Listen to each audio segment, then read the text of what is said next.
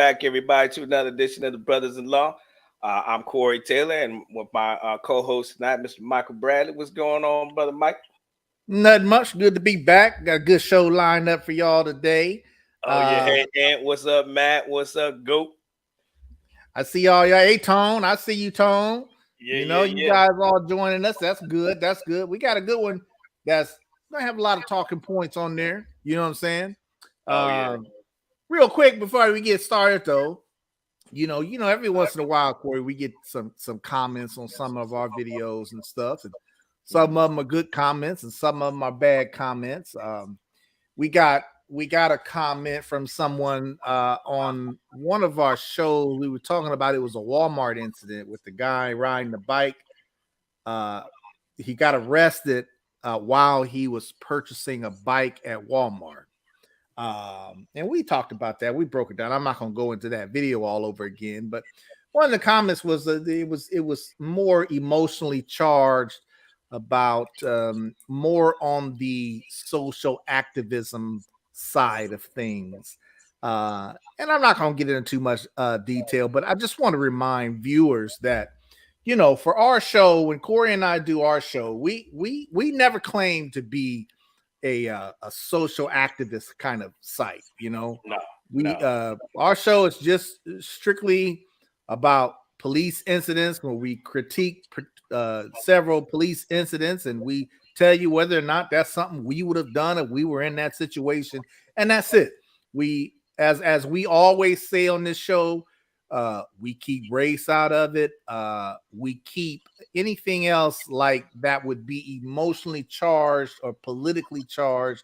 We try to stay away from that, because we don't want to get the facts of any situation muddied up with people's personal emotions about race and stuff like that. You see what I'm saying? Right. Not that we don't recognize racial issues, but that's not really the intent of our show. We're not going to come on this show and be social activists or anything like that. We never claim to be. Our show is strictly to be educational, to educate our viewers on how to interact with police, or educate our viewers on different police incidents, of why they did this or why they did that. That's it. That's it. And so if you're interested in our show for learning some facts about, if you're curious about any particular incident, then feel free. We're glad to have you. We're glad for you to watch it. But if you're looking to come on this show and you are looking for some kind of social activism type of activity or something like that, sorry, we don't have that for you. You ain't gonna get that here for sure. You're not gonna get that here, and we explain why, because we try to keep that out of what we do, because it's not necessary. Right. When we talk about an incident, we're talking about it in factual from our personal experience and training of being police officers. That's our angle that we coming at it. So I apologize for anybody if we come across as not mentioning certain racial aspects of things that people may believe or not believe, or whatever the case may be. But we just ain't that kind of show. You got anything to add to that, Corey?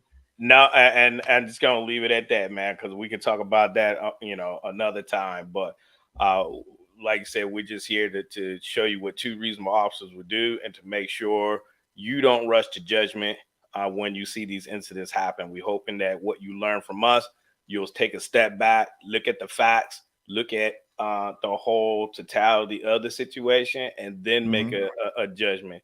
We're not, if an officer is wrong, if you watch any of our videos in the past, Mike and I will, call it, hey, they were wrong. We had no problem doing that on either side, whether it's a citizen that's involved in the incident or if it's the police officer. We're going to call it the way we see it. So without further ado, we're going to get into this topic tonight. This is about an incident that took place. Mike, I'll allow you to set it up since it's in your neck of the woods. Yeah, this is an incident in a city called Pleasanton Police Department. There was a shooting back in February. And just to set it up, First of all, I love how not just Pleasanton, but several law enforcement agencies, after a shooting, a lot of times they put out a video detailing everything about the call or what happened. They call it kind of like a critical incident debrief, if you will. And I love how they do that. And this is that kind of video that Pleasanton did after the shooting, where they put everything out there in front of you so everybody can see everything that happened, everything that was used, and all that. But to cut to the chase, this was a call where it was a domestic violence call. They had received a report of domestic violence, so they meet this victim who reported domestic violence on the property. This was an apartment complex. And you'll see how it's handled and how they take it from there. Now, when we play the video, we're probably going to pause several times throughout so we can catch up and further explain some of the things that were taking place. And if you have comments, please feel free to make comments, as you guys always do. If you got questions, feel free to ask those questions, as you guys always do. Appreciate everybody joining us, and let's get it on. Let's see the video. And this is why we say domestic calls for service are some of the most dangerous calls that we had to respond to as police officers. Yeah. So I'm actually starting it at the 3-minute mark or so when the police arrive on scene. Mike already gave you the prelude up to it to save on time. So here we go.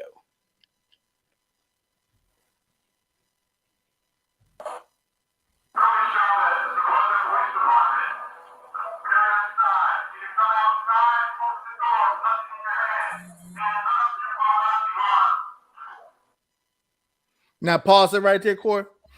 All right. Okay, well, you guys can read this, what it says, but basically at this point, the officers they're already trying to make contact with the suspect who is inside this victim's apartment. Okay, that's what you guys are seeing here. And while they're doing that, you got other officers coming on scene to try to help control the situation. You got detectives. You guys can read what that says. Crisis negotiators come on scene to try to make contact with this suspect, because essentially the suspect is currently inside this victim's apartment and he's not coming out. Okay. Right. And now while they're doing all this, they're also writing up or trying to get a arrest warrant for the suspect, which they end up doing. And that's what's going on up to this point. Okay. All right.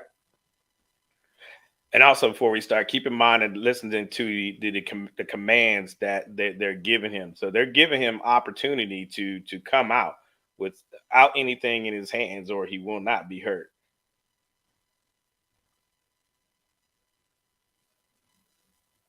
Oh, I need to play. This play it'll play. It looks like it's as I watched it, it'll stay like that for a minute to let people read it. That's all.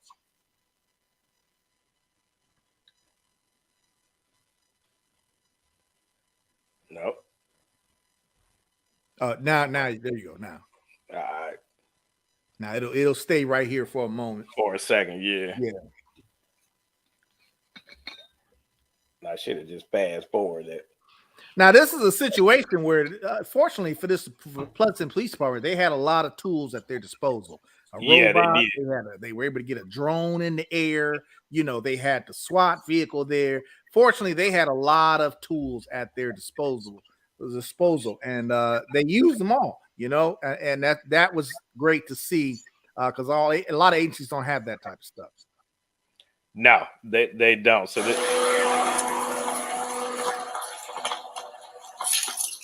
So up to this point, the guy didn't want to come out, so they're gonna try to force the department open to get that robot in there. You see? Come to the door! Come to the front door! Come to the front door! Back to the ground.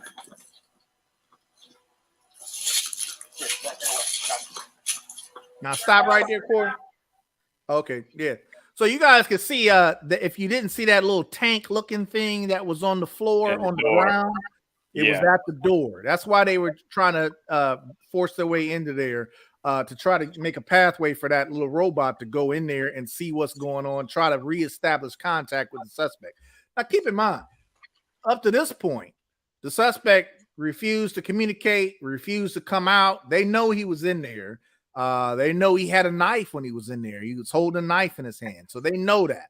Now at this point, they're getting ready to break a window so that they can try to get the drone inside to see even more. Okay. Right. And there's the suspect. He comes out. Boom. Now, unfortunately, he's behind the tree, but I think it was that officer that was in the armored vehicle right there that shot. Now they're going to give us different perspective, different angles from different cameras. So let me get through this. So they were initially going to try to make entry through that window, and if you look at the door, you see the robot going back and forth trying to push its way open that in. door. Yeah, and then he just comes on out. He comes out. Now you see where they circled that. That's what he's got the knife in there. So right there, you're as an officer, you're at the ready. You got your finger ready to pull on that trigger, because now you see him lunging at him. Boom, they drop him. Right. Yeah. So, Mike, for me, that tells me he had the mentality of, I'm not going back to jail. You're gonna have to kill me. Yeah, definitely he had a mentality that he was ready to be confrontational. He was ready to get it on. Here you go. There's some more angles. Hey, he's at the door. At the door, barricading the door. Hey, door open now. Get back. Get back. Get back. Shots fired. Shots fired. Shots fired. Shots fired. Okay. Now there's another angle where they show him. Shots fired. Shots fired. Shots fired.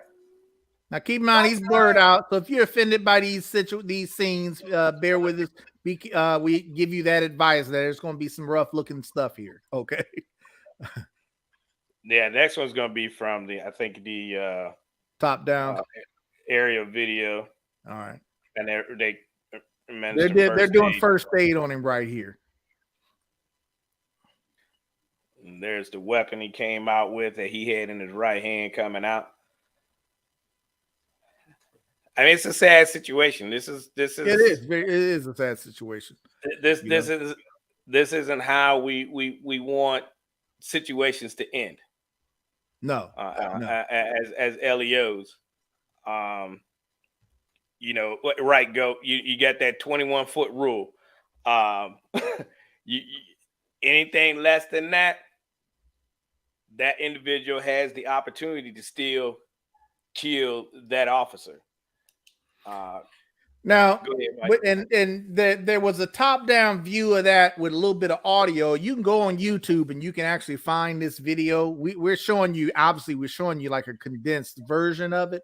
But if you go on YouTube and look at the video, there's several angles of it. Matter of fact, there was that top-down drone view of that situation that you wouldn't have been able to see him still coming at the officers if it wasn't for that drone, right. Or maybe a body cam from one of the officers.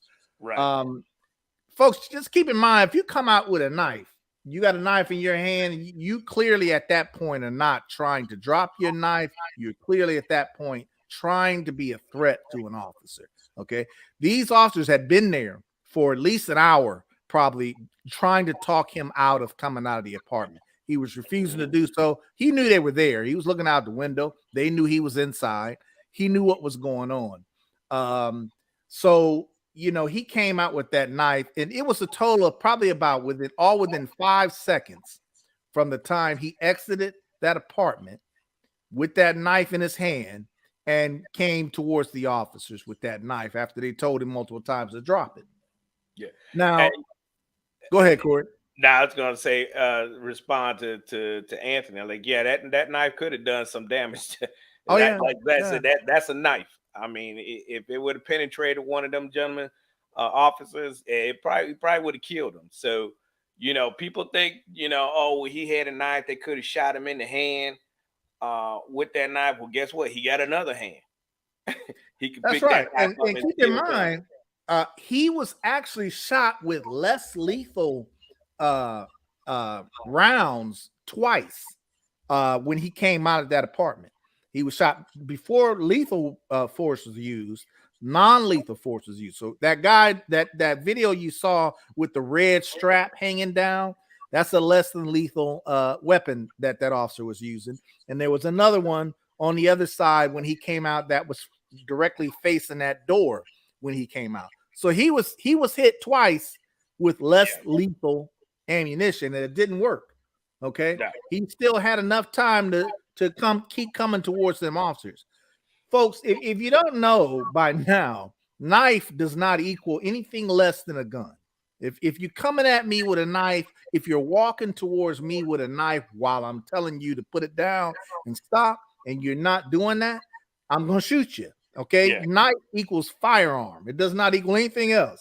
Now they had a chance to use less lethal. That's because you had everything at their disposal. Them officers had everything. They had less lethal ready. They had lethal ready. So they were able to use both of those in a very short period from him exiting that apartment. Yeah, and Zach says all cops aren't movie star snipers. No, and they're not trained to be snipers. They're trained to take down the subject, and that's to shoot center mass. This is a pretty cut and dry situation here. I mean, it's sad because you hate to have a loss of life, but when you, like, I think one in the comments said earlier, you don't bring a knife to a gunfight. Right. And again, you got to look at the whole situation. Like, what's this guy's mindset? Did he have mental health issues? I mean, it seems as though he was in that fight or flight mentality. Did he have outstanding warrants or anything? I didn't find anything else about him. If he had warrants or anything, or he was just that upset with his girlfriend. I'm glad, the situation's over, and the girlfriend, she doesn't have to live in fear anymore. Sure. You know, Sure. I think one of the complaints that you'll probably get from something like this is, why didn't the officers talk to him more, or why wasn't there any mental health people on scene to try to talk to him? But keep in mind, folks, they were there for a long time trying to talk to him. Crisis negotiators were trying to get him to come out. At some point, he forced their hand. Now, they did get they got a Ramey warrant, from what I understand. For folks who don't know, a Ramey warrant is basically a arrest warrant that you get before a district attorney has an opportunity to file charges. And that's usually a time thing, where if you need to get somebody arrested very fast, for lack of better words, you get a Ramey warrant for them. It's just another kind of arrest warrant. But they got a warrant, and I think they got a warrant to be safe and keep it clean. Technically, the girlfriend, that was her apartment. She could have given them consent to go into the apartment anyway, but I think they got a warrant just to keep it clean, just to make that one less argument that they would have to deal with. You know what I'm saying? But yeah, especially that's what people gonna say. Yeah. That's what people are going to say, is they didn't talk to him enough or something like that. But you know what? Once he came out of that door, it was just like that. Action had to be taken. Yeah, they went to work. They did what they had to do. Again, it's sad that there's a loss of life. Don't take that out of context of what we're trying to say here.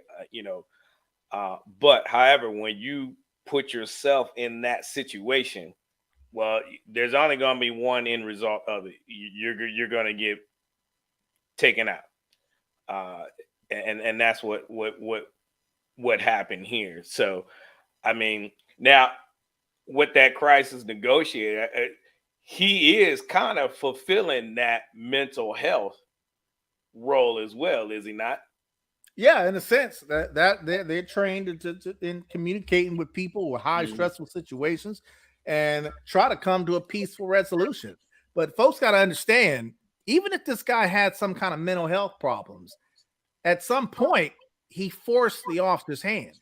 When he came out of that apartment, well, at what point could the officers talk to him? You can continue to talk to him, but if you're coming at me with a knife in your hand, I'm going to have to stop the threat. There's no talking anymore. You see what I'm saying? And he when he came out that apartment, it was clear he was not trying to communicate with anybody. He was trying to make something happen, and it's unfortunate these officers had to shoot him, but again, they tried less lethal only because they had the chance to do it at that moment because they were already ready, But when you see less lethal didn't work and he's still coming at you with a knife, you're going to have to shoot. Now, when you look at the media and you look at this reported on the media, they interview residents and citizens that were not involved, and they all say he just came out and they shot him. That's what they all are saying. The guy just came out of the apartment and they just shot him. Like as if nothing was done. They didn't give him a chance to do anything. But what if you guys look at that video, is the one that's on YouTube, the one we showed you is Pleasanton Police. I'm gonna put the link to this video. I'll put it in the description when we're done here, so you see. Hey, Matt beat me to it here. Police officers don't have the time to assess the subject's mental health. And that's exactly right.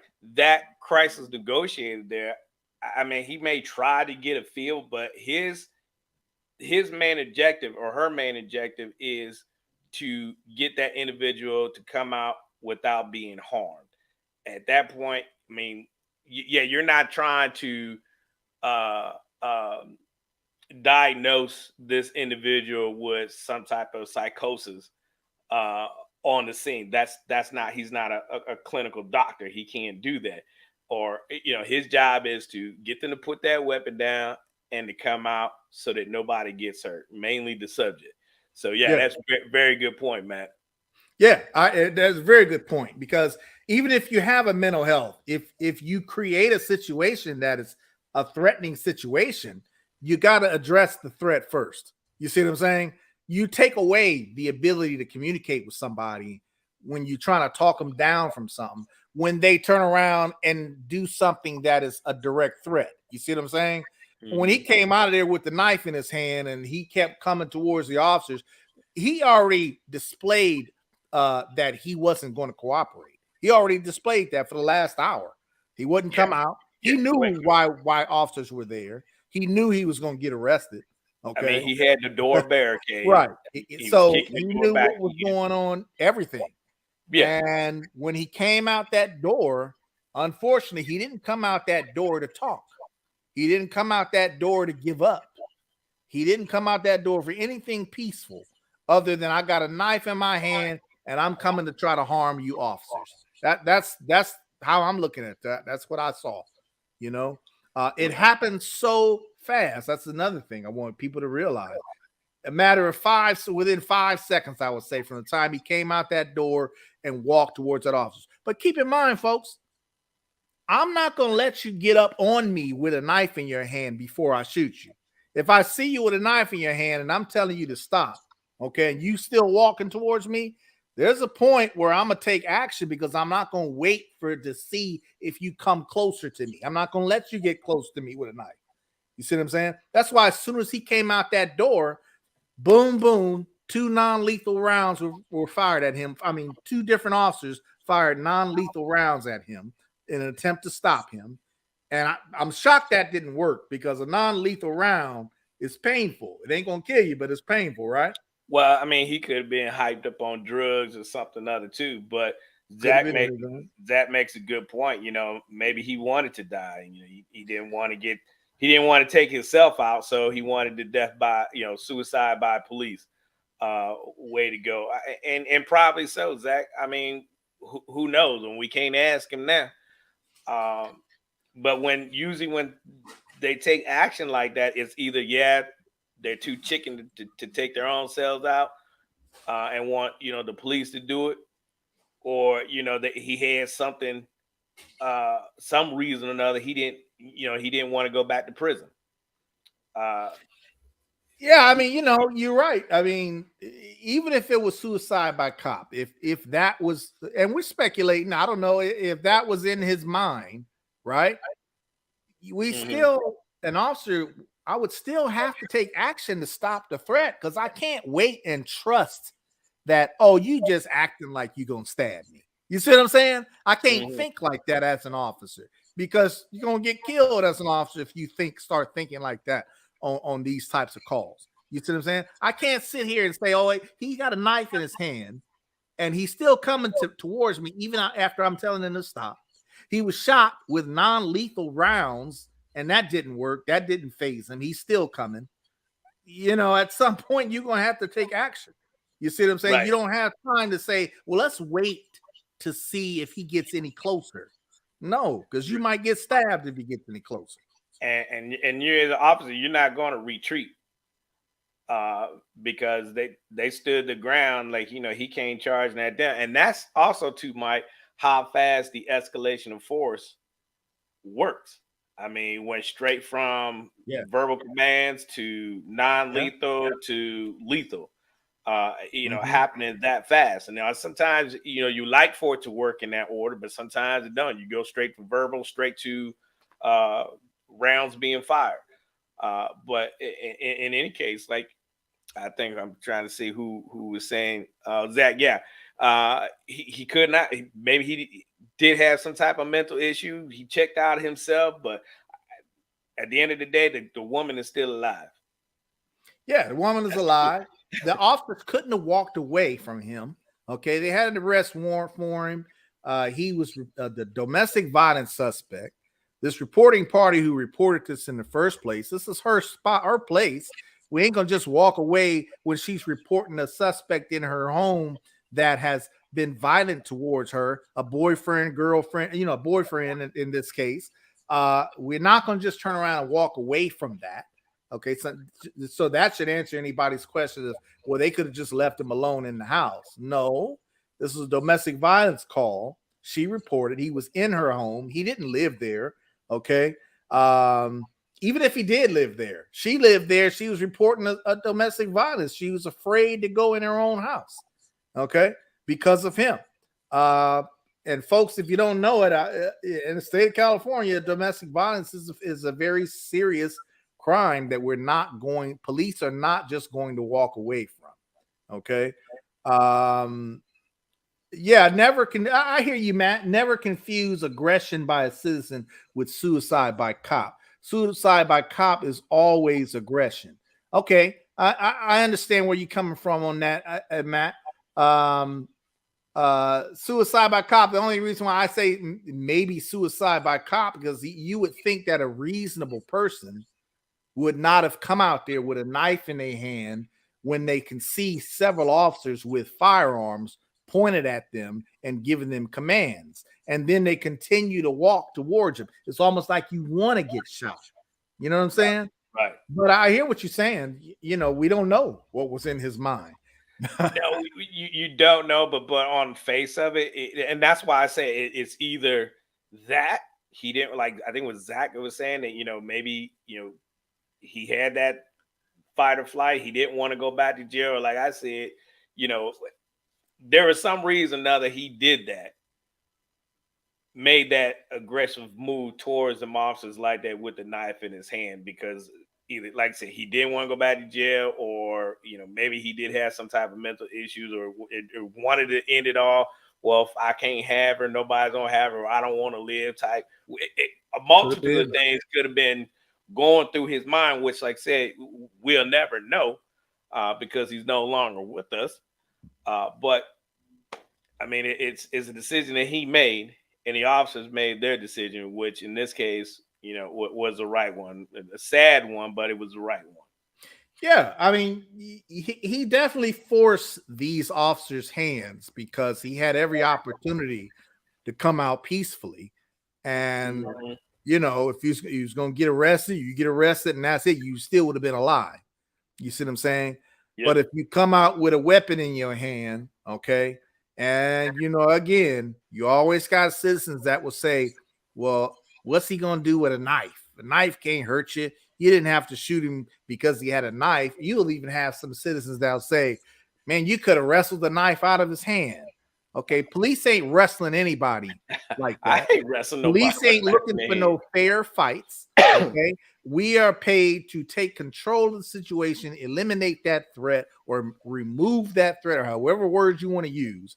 Because number one, we want to make sure we don't get hurt. Okay, and number two, we want to make sure you don't get hurt as a citizen, and we don't want to make sure the suspect gets hurt. If we can all, if at all possible, help that, right? Yeah. So you come with a knife at an officer, you're gonna get shot. If I'm that officer and you walking towards me with a knife in your hand, and I'm telling you to drop that knife and stop, if you don't, I'm gonna shoot you. Here's a question. Here's a question for our viewers. How many times should an officer tell you to drop the weapon? What's a reasonable number? So a good point. Now, even better, Corey. Let's change up the scenario. Let's say he wasn't walking towards. He just came out and stood there with a knife in his hand. Now, I would have shot him with the less lethal. I can tell you that. But you would have had. He would have started to create time just by standing there and not walking. You know what I'm saying? Right. So lethal may not have been necessary at that point, because he would just be standing in one spot and not aggressing towards anybody or anybody else, right? Right. So you know, Stacy says a couple. All right, so you mean just two verbal commands of drop your weapon. So drop your weapon, boom, boom, boom, boom, boom. Right? Is that reasonable? Or I mean, because think about it, because somebody out there is going to say, well, you didn't give him enough verbal commands. Well, where's a written that says you got to give X amount? Like to your point, you were saying time is on our side. Like when you until it ain't, right? Until it ain't. Now, when he made that aggressive move towards the police, now there's no more time. It's stop the threat. And that's what they did. Now, like you said, Mike, if he came out there and just stood there, and maybe he just stood there and just waved his hands around and did something like that, then I would have been right there with you and hit him with less than lethal until we got him down and he dropped the knife and we're able to get hands on him. So time is on the officer's side until they make that aggressive move. Yeah, I agree. And to Stacy's point, like you said, how many times? I mean, for me, it's enough time so that I can definitely make sure this suspect hears what I'm saying and understands what I'm saying. Because when I get to court, I want to be able to say, I said this, however many times it took, to make sure that suspect understood what I was saying and heard what I was saying, right? So, go ahead. Yeah. Hey, welcome, Darnell. Thank you, man, for joining us tonight. That's a great question. That's a good comment about the mental illness and autism and other issues. Are they even considered? I'm glad you asked that question. Now, for me, go ahead, Corey. That crisis negotiator is, again, like we just said a few minutes ago, is not trained professional to diagnose that individual. Now, it would help if they got extra information. Maybe it would have helped some if the subject, in this case, they got a hold. His mother called in, or got the girlfriend online, and maybe she might have gave them some vital information like that. Hey, he suffers from XYZ. Maybe so, but in some circumstances like that, Darnell, they don't have that.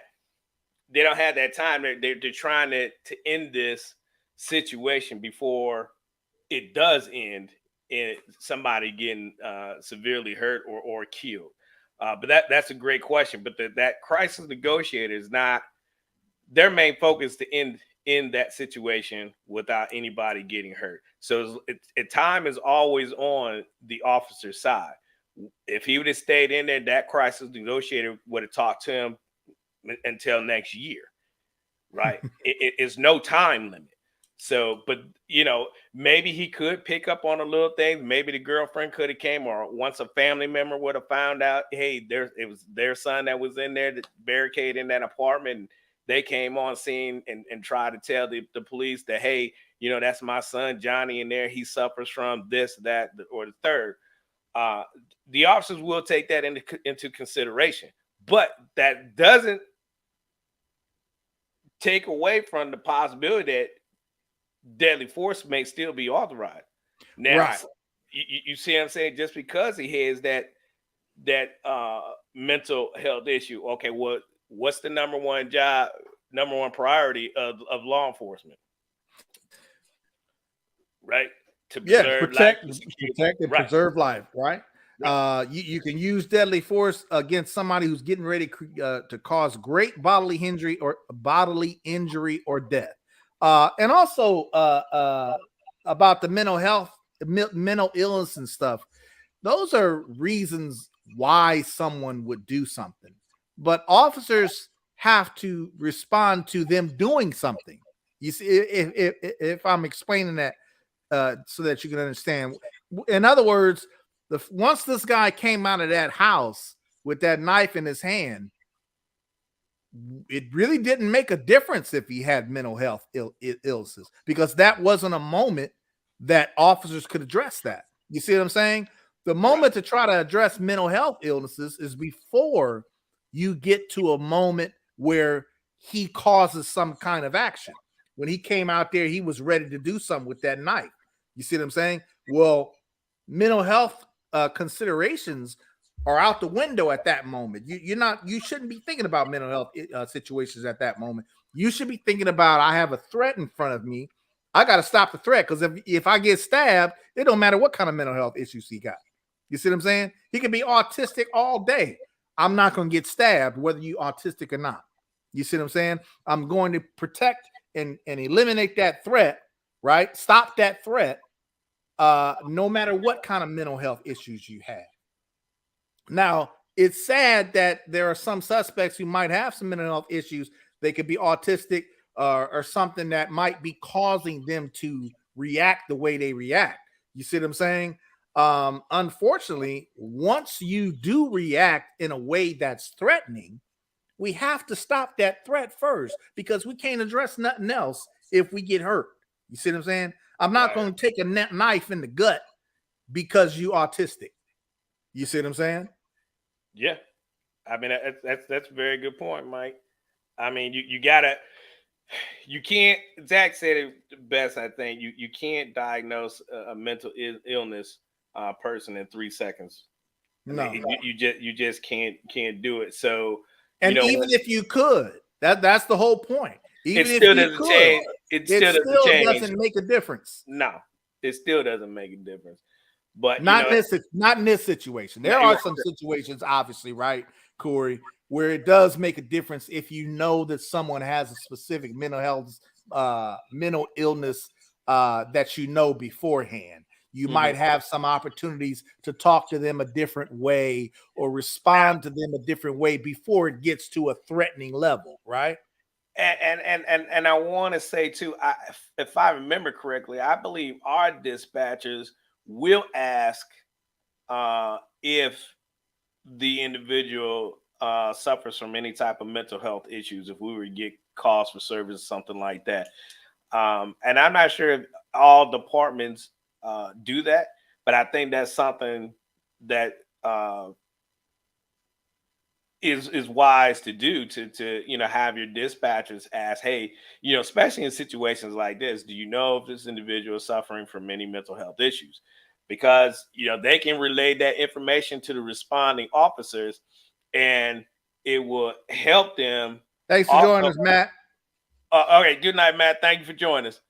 It would also, aid in their decision making on how they're going to handle that situation. Maybe they'll go in a little differently. Their approach to the subject will be a little different. Maybe they may not be so aggressive going in there because they may be autistic or anything like that.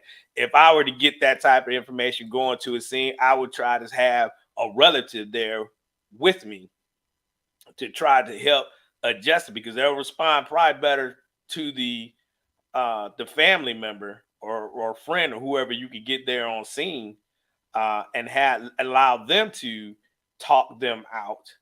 But you still have to have, as an officer, you still have to have your guard up, because you're still responsible for that scene and you're still responsible for everybody's safety in that.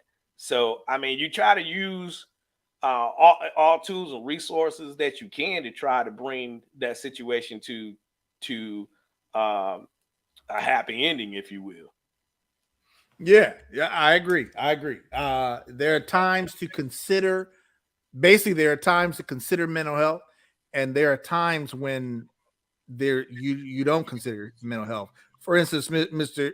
Clark, if you were in the situation and a guy's coming at you with a knife, are you going to not shoot him because you think he might have a mental health issue? You see what I'm saying? No, you're going to shoot him to stop the threat, right? As an officer, I'm going to shoot him to stop the threat. I'm not going to consider, oh, he might have a mental health issue. You don't have time to consider mental health issues. You have to react and stop the threat first. Hey, all right. I'm glad you said, man. I had to recall a situation I was in. I've shared this story before. This was me involved in a fight on the side of the road, and me almost having to shoot this guy, Darnell, because he wouldn't show me his hands. But I didn't shoot. But what he had in his hands that I couldn't see, all I could see was his motion moving towards me as if he had a weapon. I couldn't see anything. And I had my gun pointed down on him. Let me see your hands. Let me see your hands. Explicit language. Let me see your hands. Let me see your hands. He turns around and I had pressure on that trigger because I was going to light him up. But when he turned around, he didn't have a weapon. He had a 6-pack of beer in his hands, and my heart dropped down to my stomach. However, we ended up fighting on the side of the road, whatever. Kind of find out, I didn't know until we got into court that he suffered from mental health issues. And I'll be honest, I felt bad. Now it wouldn't have changed my actions on the side of the road. If I had to do it all over again, I would have done the same thing. Because at that time, I'm not sitting here. All I know, the dude was drunk and he was high on drugs. And that's what he told me. So that's how I knew. I knew he was drunk because I could smell the alcohol and he'd been smoking cocaine all day. So, but, on top of that, he had mental health issues. I didn't know the reason why that came out in court, because that's what I believe it was his mother or uncles made comment of it. And I felt kind of bad, like, dang, man, I could have killed the dude. Yeah, but it wouldn't have changed had you known that up front. No, it wouldn't have changed any action that you did that day. At that moment, had you known that when you confronted this guy, would you have done anything differently? No, because you still need to obey my commands. I told you to stay in the vehicle. I'll be right back with you. You don't stay in the vehicle. You get out of the vehicle. You're not listening to any of my commands. No, it would not have changed anything if I had known he, had mental health issues. You still can, just because you had mental health issues, don't mean you can't hurt nobody. True. You know what I mean? Right. I mean, if I'm giving you a command, it's dark, we're on a dark road, cars whizzing by. Yes, Gil, this is on 58. Whizzing by us, it's 10 o'clock at night. And I'm by myself, no backup. You still need to listen. Now, I mean, no, it wouldn't change, because I mean, I wouldn't have changed anything. I mean, he still ran from me. I still had to run after him down the highway to catch him and get him on the ground. So no, I wouldn't change anything I would have done, and that's just that's just the way it is, and that's just how it was. You know, You know, uh, and people bring up mental health issues a lot in situations where police have to deal with a suspect, whether it's a violent confrontation or something along those lines. Uh, Naturally, when I was an officer responding to calls of confrontational people, it was a natural instinct for me to talk in a calm way. Because you learn real early on when you're dealing with somebody who's amped up, who's up here, you can't meet them at the same spot because they ain't gonna hear you. You see what I'm saying? You got to meet them at a point where you can try to get them to hear what you're saying and try to bring them back down to where you are. That was just a natural instinct for me. You know what I'm saying? Dealing with people who are up here, I'm gonna meet them down here somewhere. I want to bring them down here. Now, obviously, there are some incidents where you won't have any choice but to meet them where they are because right. you know what I'm saying, it is what it is. But most of the time, especially when you go to calls like domestic violence, or forfeit disturbance calls or something like that. Yeah, right. When you go into those type of calls, you got two people that are amped up. Okay, you can't come in there amped up just like they are. You got to get their attention real fast, and you got to try to calm them down real fast before something worse happens. You see what I'm saying? So I think, and I would like to think that most officers are the same way. Yeah, there are some that ain't. There are some officers who will go to those calls and they always meet somebody who's elevated. They always try to meet them elevated too. And you ain't gonna get nothing accomplished usually when you do that. Okay. And it's not necessary all the time to do that. So with someone with mental health issues, as we've learned, Corey, through the years, somebody with mental health issues, you definitely don't want to meet them up here. You definitely can't be coming in there yelling at them, this and that, all, and they don't respond well to that. Most mental health patients or someone with mental health issues like that don't respond well to that. You see what I'm saying? So when you got time to deal with mental health issues and you got time to talk to someone like they need to be spoken to, then fine, that is the time you're supposed to deal with that. But people got to understand that time can change just like that. And it depends on the actions of that person. Yeah, I think anytime somebody picks up that weapon and uses it in a deadly manner to bring harm to another individual, you got mental health issues. Yeah. I mean, you got something going on because you're right. Yeah, because you got some serious hatred in your heart and on your mind to pick up a weapon to do damage to another individual.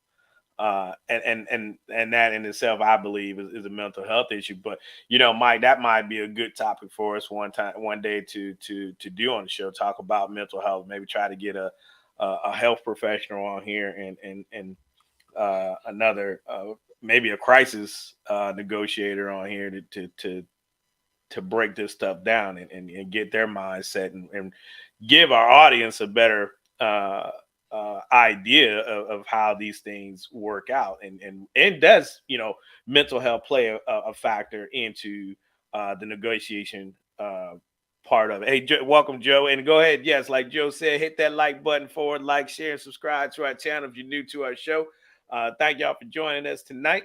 We were talking about Pleasanton, California, the shooting that took place, and which was close to Mike's neck of the woods out there in California, and domestic calls and how they end deadly sometimes. And like I said, I had that domestic calls are some of the most dangerous calls that we had to go on as law enforcement. So smash that like button and hit that share button for us. Leave us a comment below if you like the content of this video. We're gonna go ahead and wrap this up because we know the NCAA basketball tournaments are on, and we know certain individuals want to get on there and continue watching, Zach. But thank y'all for joining us tonight. We hope you got something out of this, and we will be back next week with another video to break down And Mike, you got any final words? No, just to wrap it up, as reasonable officers in this particular incident, I don't see anything wrong with how these officers handled this particular call. Let's I can answer definitely Toad's see question that. before we leave. Oh Mike. yeah, Tone, I have come across that where somebody didn't speak English, but they understood stop. You know what I'm saying? They understood the important things. They may not have spoken English fluently, but they definitely had some understanding when I meant stop or when I meant come here or something like that. They usually understood that. I haven't had a situation where someone didn't follow my commands because they didn't understand English or didn't understand what I was telling them to do. So I haven't had that yet. I mean, hopefully I will never have that now. But you know, I haven't had a situation where it dealt with any domestic, but I have dealt with individuals that didn't speak the language. But what I did find out, they may not speak the English language, but a lot of them can read the English language. I didn't learn that. So I like, okay, let me get my notepad. And I learned that overseas when I was in Japan, boy, in my Navy days.